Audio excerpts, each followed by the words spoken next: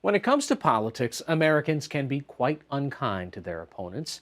During the election of 1796, supporters of presidential candidate John Adams claimed that backers of Thomas Jefferson were cutthroats who walk in rags and sleep amid filth and vermin. Not to be outdone, when the two men faced off again in 1800, a writer secretly hired by Thomas Jefferson called Adams a hideous, hermaphroditical character. That rhetoric was adversarial and no doubt conveyed some genuine animosity. But NewsHour Weekend special correspondent Jeff Greenfield wonders if today's politicians haven't gone into more dangerous territory. It was just one line from Senator Bob Dole's acceptance speech more than 20 years ago, but it speaks volumes about where our politics is today. He was talking about the contrast between himself and his rival, President Bill Clinton. This is not the outlook of my opponent, and he is my opponent, not my enemy. Think about that for a minute. An opponent is someone you battle in an election or on a ball field, but with a common understanding of the rules of the game and a mutual willingness to abide by the outcome. He is my opponent, not my enemy. But an enemy? That's very different. An enemy is someone who poses a threat to your survival, someone to be fought by any means necessary. And that's increasingly how Americans have come to view those on the other side of the political divide. For instance, if your competitor is an enemy, it makes perfect sense for you to not just defeat her, but to imprison her. Lock her up is right.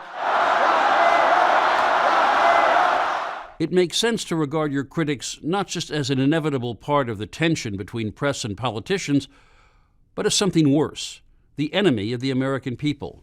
And this crooked media, you talk about crooked Hillary, they're worse than she is. And it's not just the president doing it. Back in October 2015, Hillary Clinton was asked who she regarded as her enemy. She answered, well, in addition to the NRA, the health insurance companies, the drug companies, the Iranians, probably the Republicans. This increasingly dark view of the opposition has now become a dominant feature of the American political landscape. Survey after survey has shown that Republicans and Democrats now view each other not simply as wrong, but as malevolent, literally a danger to the republic.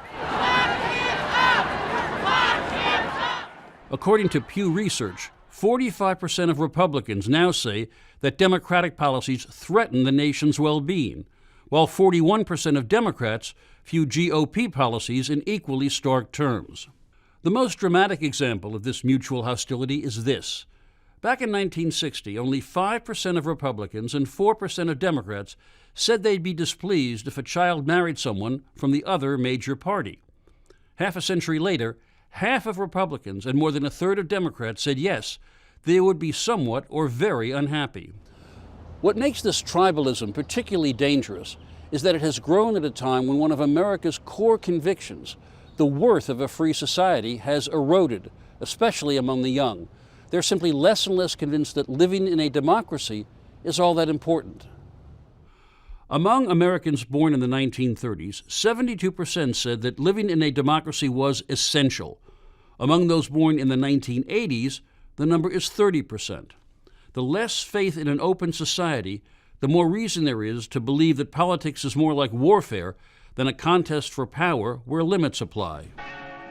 The guardrails that protect our constitutional republic have endured for more than 2 centuries in the face of challenges far greater than today's. But when you combine a growing sense that your political opponents are enemies with doubts about the very worth of a free society, you threaten some of our bedrock assumptions about how the oldest representative democracy in the world stays healthy.